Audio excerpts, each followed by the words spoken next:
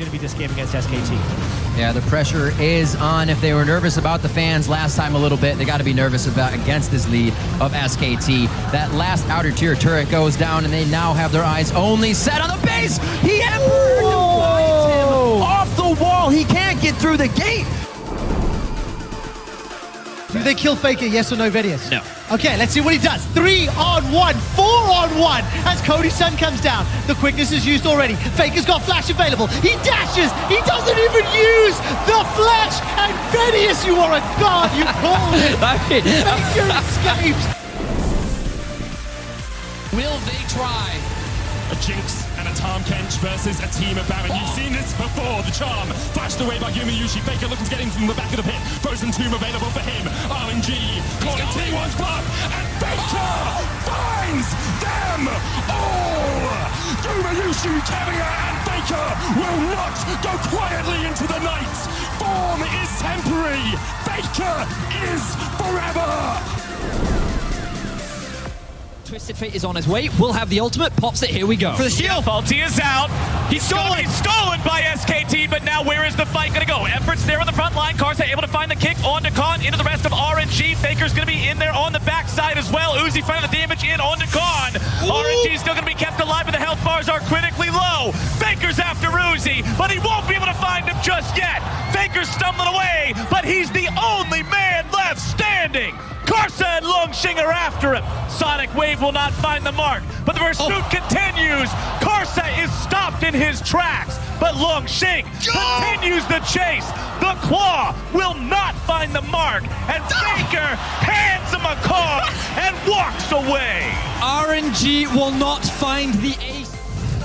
Gonna watch Faker once again with this great finish and escape. But also notice how Faker flashed to avoid the bubble from Xiaohu, which then landed onto his AD carry, shutting him out of the fight. So Faker ends up being the only one to survive, sidestepping everything. The cool, calm demeanor of Faker allows him to walk away nonchalantly. He's gonna have to join the fight if there's a hard engage. This is all on the next Gragas ulti. Oh, Barrel's rolling in there as well. That's already now down to half. They managed to avoid damage and knock up out of Bengi. There he's watched right at the front trying to get involved. Bengi, blown up. Well, his passive is there to save him. Will he be able to escape? There is Stan United coming in. Stranglethorn's going to knock Najin's sword into the air. Prey is going to fall here. Faker from the side. Crescendo comes around. SKT doing great in this one. Now Kane going to be the target. Exhaust goes down, but it won't make a difference. Especially he's going to try and chase down Faker here. But with Impact to get that taunt down, will he have the finisher? Faker is still alive. Charm's going to land onto him. Is he going to be able to walk away? Faker is still running. Damaging him. There's another taunt. And Expression goes down. And you can see the back off here. They're wanting to turn. They find Cuz, but he's just way too fast. That's not the guy you were looking for. The Baron continuing to go down here.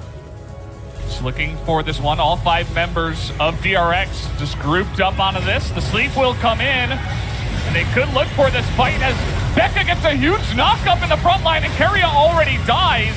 Although the damage does come out here, but take a look at Teddy. He's so low, and he's just going to be burst down by the Lilia.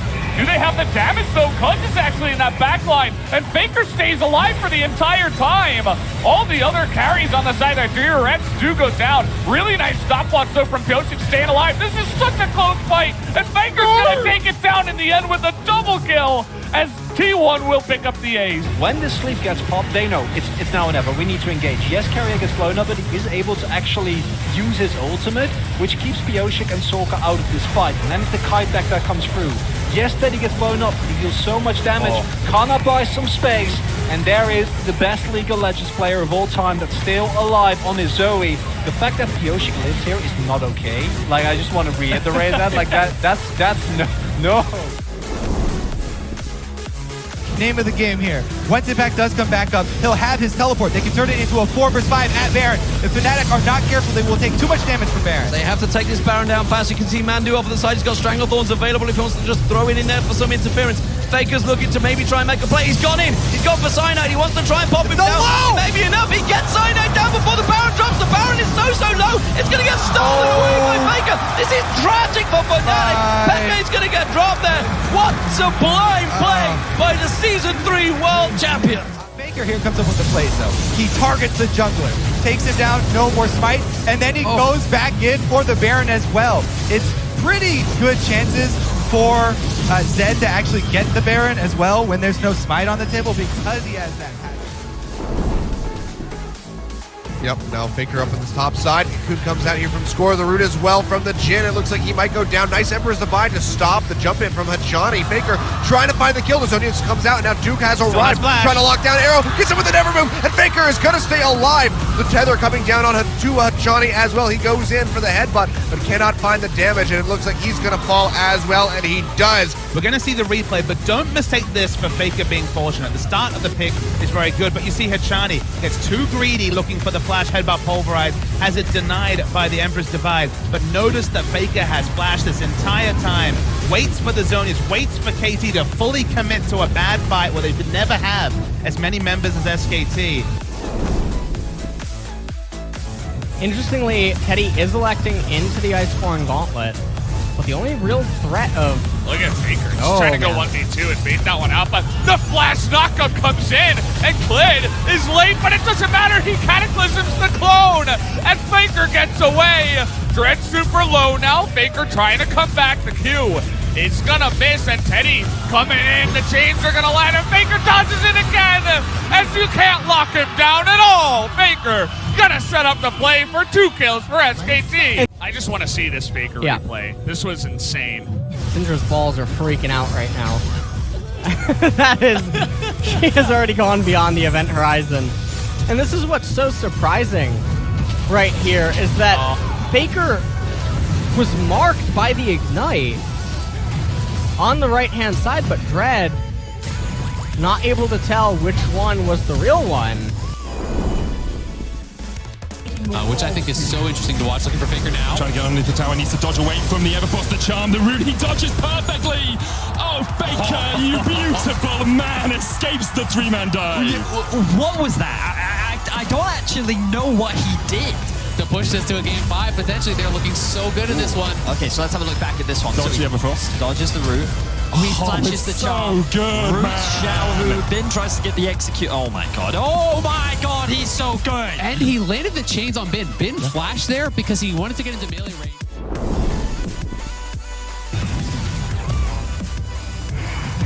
Spot for that. Song 1 now coming over the wall. Gets him slow up there on the flank. Now looking for Faker. Realm Warp coming through, but the Emperor's Divide pushes him away. Now Faker trying to duke it out here with Lava. Looks like he might be able to win this one. Flash gets it. He trying to chase forward. Faker able to get that second kill, and now SKT collapsing here onto Linderong. Throws down that ultimatum. Blank pushes forward the Dazzle, not quite going to connect. You can see he is still just ripping apart even the tankiest members of SKT. Faker in a bad spot. Has to keep running. Songwan pops over the wall. There's going to be a couple hits here. As Faker tries to trade back. Can he get it? Yes, he can! Faker manages to get the kill. He will go down in the end, but 2 more kills on the board by that man who looks pissed off. Here comes Wonder. He eats an enchanted crystal arrow to the face, and Faker's been able to join the fray. 5 members of G2 trying to push forward, but the minion wave is getting obliterated. Oh! Massive! Manages to steal the Gnaw. Faker turns around. He hijacks G2's chances. Listen to that crowd as SKT turn it around.